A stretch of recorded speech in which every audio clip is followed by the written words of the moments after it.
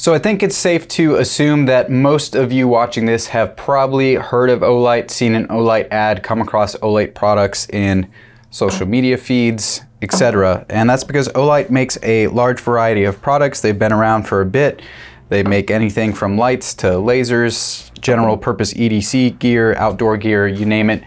And they make quite a bit of different things. And they were kind of made famous for their rapid charging systems, which is pretty convenient. Some people like it, some people don't, but it's something different, right? So sometimes people get upset about innovation, sometimes people appreciate innovation.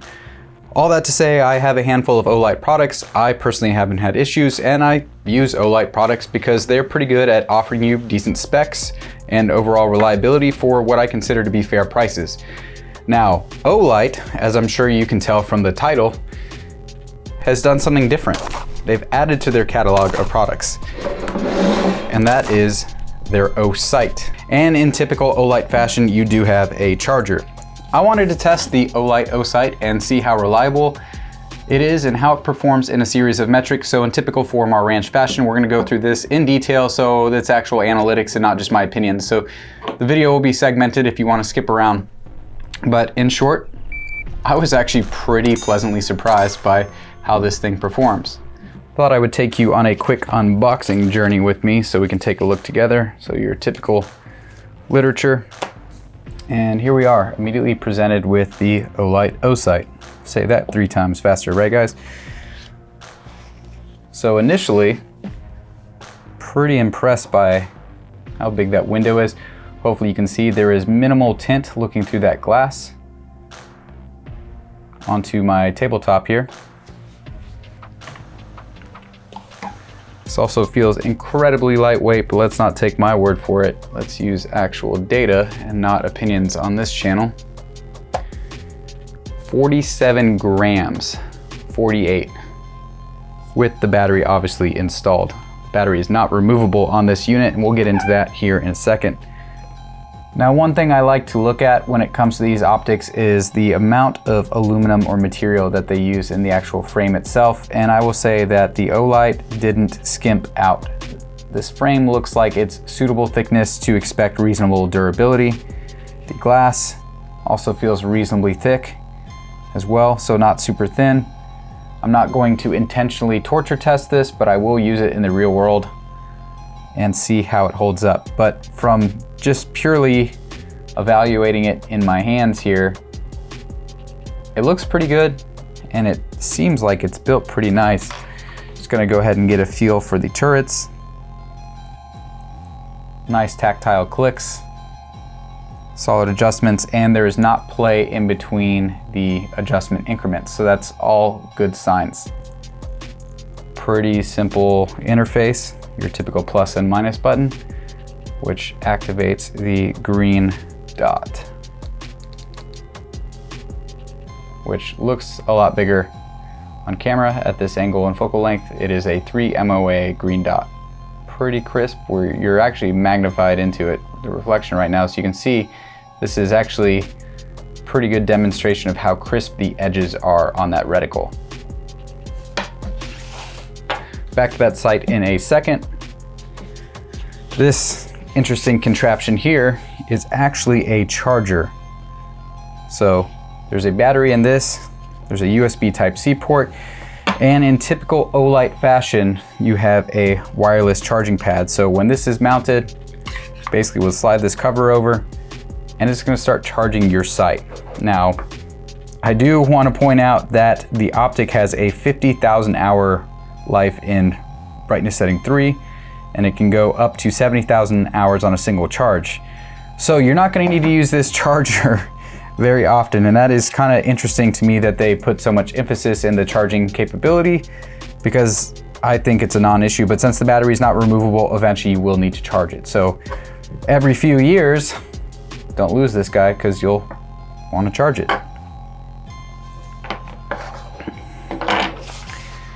All right, taking a look, what else is in the box? This is my first time opening it, so we're doing it live together.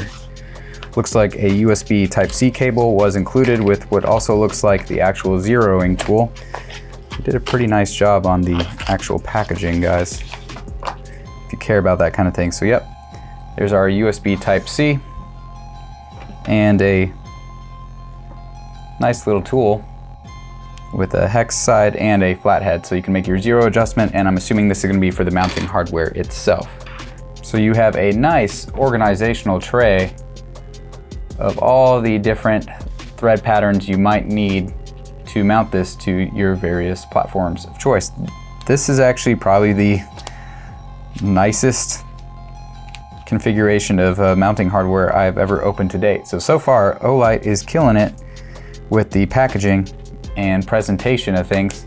Of course, we're going to reliability test this optic and see how it does. So far, it's looking nice. And no idea what this is. It looks like a carrying case of sorts. So not that I think you'll be mounting and dismounting, but I guess all the stuff that came with it you can stow in this bag to keep it all together, including that charger and cable. Throw it in a drawer, and like I said, every few years when you need to charge it, that'll be all in one place for you. So to test the reliability of the Olight Osight, I got it mounted and I confirmed that I had a good 0. I then marked the shooting position and I used a rest to make sure there was no human error, and confirmed that I got a good and reasonably tight group at approximately 25 yards away. I then just had a good time shooting at the range. I put just at 300 rounds over the course of 2 different range sessions through the Olight Osight without making any additional adjustments to the 0. I then went back to the same distance, same shooting position and angle, and did a confirmation group on that 0 to see if anything shifted. And lo and behold, nothing did. So no issues with loss of 0 at a round count of 300. So want to point that out. That is what was used to test this optic. That being said, at no point did I baby this optic. I got the handgun so hot at one point that the barrel literally burned my finger if I tried to touch it. So I tried to get things to possibly shift around, see if there's any thermal drift, heat up. Again, not babying it, and no issues. Now, I had mentioned the quality of the glass, and I do want to point out that there is a pretty acceptable lack of parallax in this. So looking at the target at 25 yards, there's really not a whole lot of movement. You can see there's a slight shift, that's not deniable, but it's definitely acceptable for the use case of a handgun dot sight. Now, keep in mind, most manufacturers advertise parallax free with the caveat 50 yards or greater, because you notice the parallax effect less and less the further away. So I use a conservative distance of 25 yards to take a look at that, and this is what I saw. Now, speaking of what I saw or didn't see, there's not a discernible amount of tint on this optic. It's pretty darn clear. So clear that it actually worked really well as a night vision optic. And I wanted to show you that as well. So overall, what are my thoughts and opinions on the Olight Osight after using it for a pretty decent amount of time now? Well, first and foremost, I was pleasantly surprised by how clear the glass is and how nice of a viewing window you have. You can see it's a very, very large viewing window, and it did fit in my existing red dot sight holsters. So the Safariland holsters, for example, that actually do have a cup to protect the red dots, it just cleared it. So it does fit with my existing holsters. The dot is pretty crisp, pretty sharp. It's hard to show you that over the camera, but it's pretty nice and pinpoint. And this really goes to show how clear that glass is. The light transmission, so we're in focus on the dot, but you would see if there's heavy tinting, that would be obvious in this view. There'd be a dark spot where my finger currently is blurred out. Pretty good glass. We did test it with night vision and it held up nicely. So overall, I don't really have any bad things to say about the Olight Osight after using it. Now, I caveat that with, I have a sample size of 1. Olight did send this my way, and to date I only have 300 rounds through it.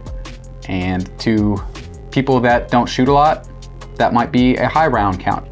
To people that shoot regularly like I do, that's just scratching the surface in terms of testing reliability. But nonetheless, that is the data point that I have to share with you today. So other than that, if there's any questions, leave them in the comments below. I do want to thank you for taking the time to stop by the channel, and as always, have a good one.